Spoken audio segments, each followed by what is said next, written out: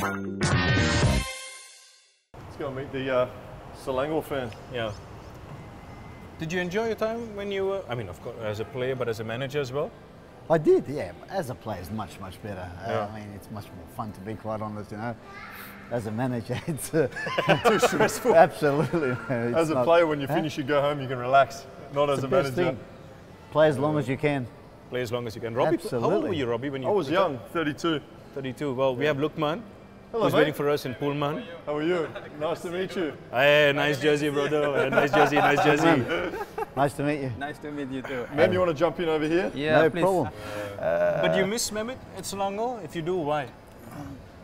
We need champion. We need somebody who knows the club along the way, from player and now manager, coaching. And then for me, I think Mehmet did well with Selangor, Yes. winning as a player, as a manager and coach. So I guess the boss Gorus is very fortunate to have him. Thank you. So that's the thing. Because in football, we need familiar faces. Yeah. We need good coaches, we need good players. But at the end, now maybe you are with the boss Gorus. Difficult for me to accept. It's always the red giant. He's you know? choking on his Have a drink, brother. to pronounce the boss Gorus. Like that. Wonder will wash it Oh, off. yeah, thank When you. you first went to Selangor in the 90s, what did you know about the club? Were you aware of how big the club was, or? I was, Robbie. We came out here with the Australian team in '91 Yeah. for a few friendly games, and that's where I sort of fell in love with Malaysia. And I got asked as a guest player to come to play for Selangor Yeah. when the stadium opened up, the Shalom Stadium opened up in '94, '95. Yeah. And I did quite well. Played 3 games there, 3 international games, and then they asked me if I wanted to come back. So I said absolutely. So '95 was my first year, and yeah, we were very lucky to win it in the first year, and then second year I got made captain. We won it the second year, and then third year we won it the third year. So He's brought up the good memories. What's wrong with Selangor now? You see? Don't look at it. Just don't look at it. For me, we need players who wants to play for the team. Yep, So well said. I'm not saying they are not playing for the team, but there are times I feel that the player powers are too much because the previous coach is being rested, and then they appointed the assistant coach to become the head coach. But the results are almost the same. Even worse, they didn't even manage to do well in the group stage of the Malaysia Cup. So for me, we really need that flavor of winning 2015 and even back in the time when Mehmet was there.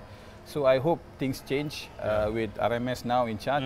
So I want it change because I do not want one club is controlling the whole thing for Malaysian Cup. You know. RMS, he's doing a fantastic job. What yes. his future is, what his vision is for Selangor is brilliant. I had a really good chat to him, and the way that he's visioned the way of the future for Selangor is absolutely the right way to go about it, and it will take time. Yeah, I was It going will- to. it will How take difficult time. do you think it will be for him to implement? The fans need to be patient. Or? Absolutely, Robbie.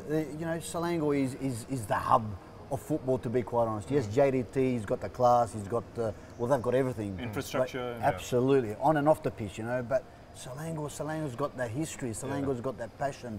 The supporters are there, and you know, now getting backed by the royalty, the RMS, and his vision of where he wants to take Selangor is going to be different class. Absolutely, but it will take time. It will take at least 4 or 5 years, and once he implements what he wants to do, Selangor will come really close to JDT. Obviously, I know you very well, Mem, and you never have a bad word to say about anyone. But at the end of the 2015 season, we won the Malaysian Cup. I was axed. You were axed. I came back. I actually spoke to Mem and said, listen, they've asked me to come back. What do you think? And he said, go. He said, it's a fantastic club. If you can stay, make sure you stay. But how hurt were you by all that? Yeah, Robbie. I got to be honest. It's water under the bridge now. Absolutely, it's water under the bridge now, and yeah, you're right. You know, I got to be honest, and of course it hurt me a bit. You know, you've won 3 Malaysia Cup as a player, and you won it as a coach after 13 years, and you know it's the biggest prestige in Malaysian history. You know, the Malaysia Cup, and yeah, it's water under the bridge now. But yeah, it's something that you know you don't forget, to be quite honest, and. I went to Europe for a couple of months with my wife and my family and had a good holiday, but and then I came back, and to be quite honest, Perak gave me the opportunity, and here I am now with Perak. So one door's closed, another door opened, you know. But everyone knows that, you know, my heart is at Selangor, and one day hopefully I'll come back. Yeah. What did you think when I was shocked when I found out that he was let go, and then I was like, what the fish was going on when they let you go? What was your thoughts? That's football, my friend. No, that's football, my friend. That's football. Things happen for good reasons. In Malaysia, that's football. That's football. But weren't you surprised when he was let go, especially? Not forget Robbie Love. Of course, after winning, how come a coach or a good player is dismissed or released? Of course, they won't say dismissed, they say released, rested. That's the sentences they use. But for me, of course, they have their own flavor, maybe. But as we have a role model here, always saying good things about the club. So that's the way in football. You come and go. If you are there, you do it. You have to do well. You have to fight for your place. You have to perform. So when you are gone, the heart remains there, as coach says. So that's the thing, Roshan. So we move on with different coaches, and maybe we never know. Mehmet Good come politician, back. Huh? Very good politician. I know, and I've been talking to Robbie about this for quite some time, and I was amazed at the amounts you see, which is okay, because at the end of the day, if you are getting paid a certain amount, that's job well done for you, sorting out that deal. I've got no problems with that. But if you were to look at some of these players he's mentioned, would you tell them, listen, why don't you go abroad, try your luck in Japan, if you're good enough, try your luck in Korea? Would you advise any kid out there, just go try it once, just a season or two, go abroad? Absolutely. Look, as a professional player, what you want to do is test yourself at the highest league.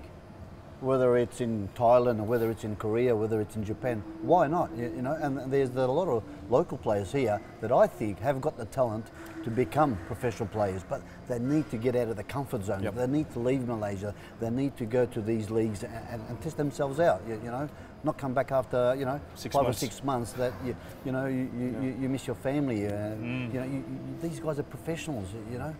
And it's the only way they're going to get better. But that's why I said to the young players that I know who are in under 20s, even in Perak President players, I said to them, if you have the chance, try to go. You have got to fight. This is the life that you want. If I were you, I will try my best. They are too comfortable. Too comfortable with their friends, their family, the culture, the religion, the food. They're just too comfortable here. They need to go overseas to test themselves out. I think even in Australia, one of the biggest things, your dream is to become a professional footballer. So as soon as you make it to that senior team, you think you made it. But that's only the beginning. Once you get there, that is the beginning. Then you have to work to get into the team and just continually, okay, I was playing in Australia, then I thought, I want to play overseas. Then I went overseas. Okay, now I want to play for Australia, then play for Australia. You always have to continue to just want to go further, and you want to be the best. And if you don't have those aspirations, you're never going to make it. Absolutely. But he made it right.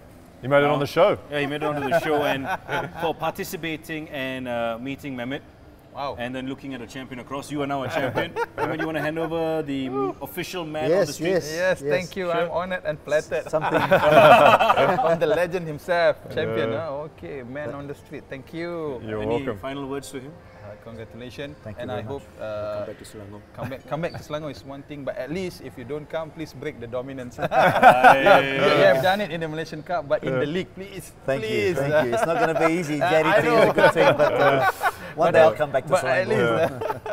Thank you, coach. Nice to meet you, huh? Congratulations. Thank you very much. Break the duck, please. Win the league. Thank you, my friend. Okay, Thank you, mate. Thank you. Bye-bye. I think Mehmet, their fans, they would like a picture.